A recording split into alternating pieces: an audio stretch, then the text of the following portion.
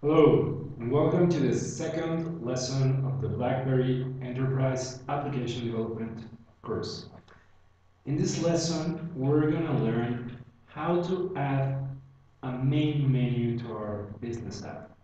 We're going to start from the original project we developed in the last lesson, which was a simple enterprise application which has a main class derived from UI application and a simple empty screen derived from main screen. So remember, we're developing here an app for business use. So our business users will want to access as quickly as possible and as organized as possible the high-level functions they have the app for. So the easiest way to provide this is using standard graphical components, in this case a standard list in BlackBerry lingo called object list field. Okay, so let's get started and let's do some modifications on our previous code. Okay, so originally, let's maximize this. Okay, so originally we have a main function, a constructor, event dispatcher, and that's pretty much it. In the constructor, we launch our screen and show it to the user. So the first modification we need to do here is that constantly throughout the app, we're going to need a reference to this class, to the instance of main menu. So there are a couple of ways to achieve this. One is just to rely on the superclass get application function, which is derived from application, or we can save this into a variable and call it later when needed. We're going to take that approach because I like it better, but both things would work. So let's create our static variable.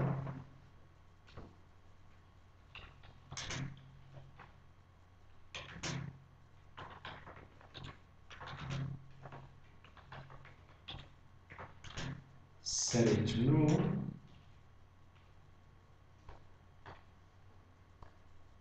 And let's assign it here.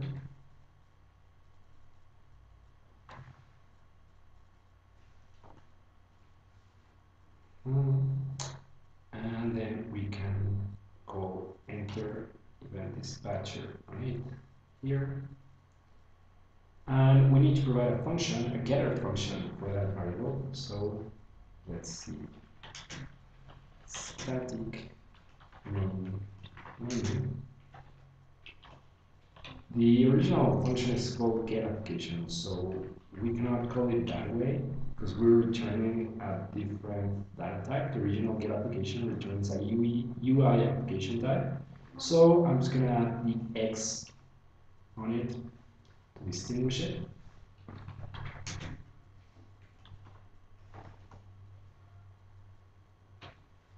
There we go. Save, and let's continue. Then we have our constructor, which is immediately launching the main menu screen. Now, this works. However, there's another way to go around this, and that's using the event activate.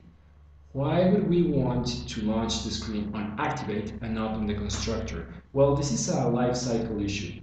If our app is just launched by the user, then it's the same thing. But if our app has or can have an auto start when the operating system launches, then lifecycle is main function, constructor, no interface because we're launching with the operating system.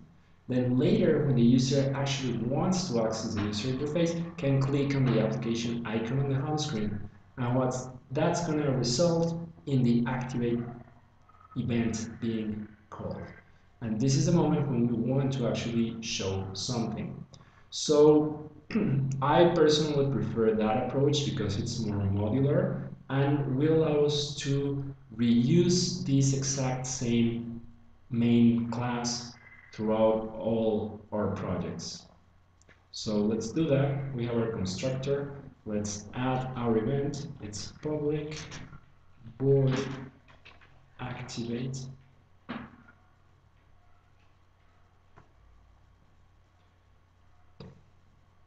And we're going to copy this there.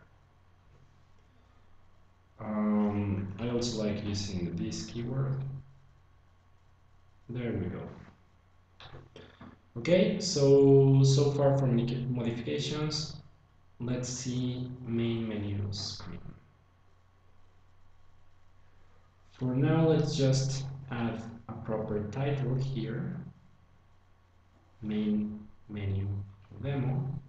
Okay, let's run to make sure that our code works in exactly the same way as before. Now, there's an error here that says pre-verifier failed. For some odd reason, this happens fairly often. Just ignore it and try again. Very well, let's review our app.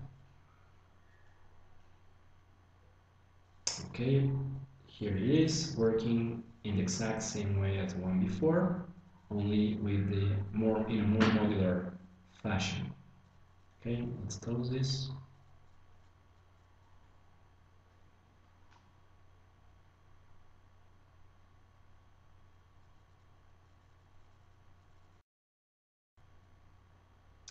Okay, let's move on to our main menu screen. Okay, so our goal is to present the user with a set of options for their high-level functions to perform in this app. So we're going to use for this a list control. In BlackBerry lingo, it's called object list field.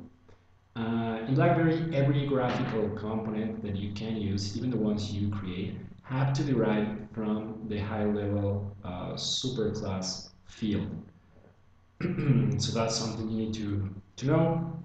Let's add the necessary imports.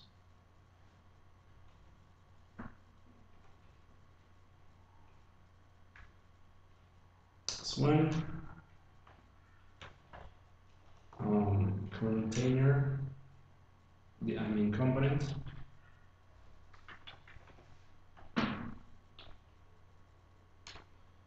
That would be the other one. Now let's create our object list field.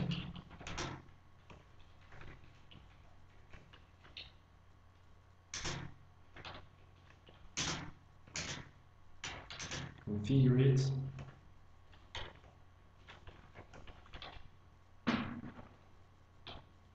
Now these objects require an array of stuff that has a string representation to populate their fields. So it doesn't necessarily have to be a string array, but it has to be an array of objects that implement the method toString.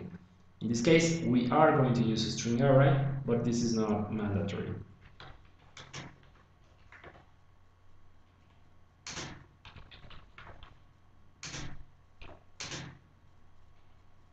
Set it up using Java array short notation. We're going to have a data capture screen and a data review screen, which we're going to call list.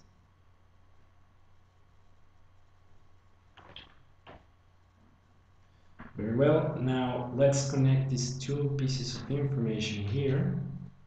We're going to do the list and set these elements. So now the string array is connected to the object list field. Now we need to connect the object list field to the screen with method add.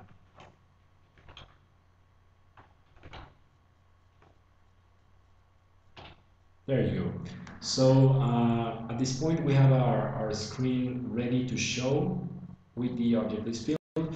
Let's do just one more modification that I was thinking, and it's this. Here we have the constructor for the screen and the call to the method push screen. However, I think I think this might be the case for pretty much every enterprise app you might work on.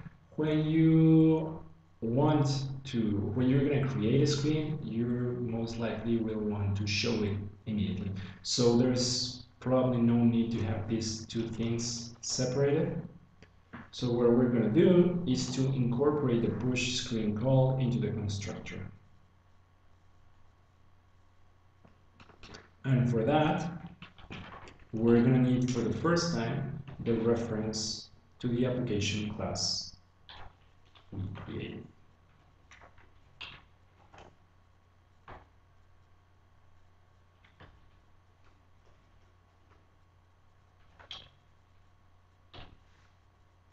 That's it.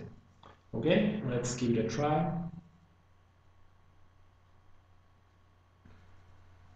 Okay, let's see.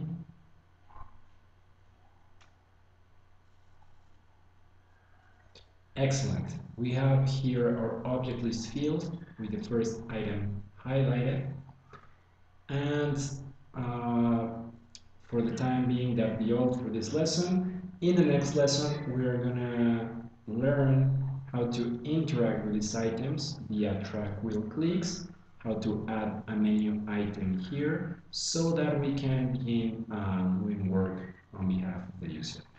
That's all for today. Thanks for watching, and I hope you get interested in our full training set available at ihgstudios.com. See you soon.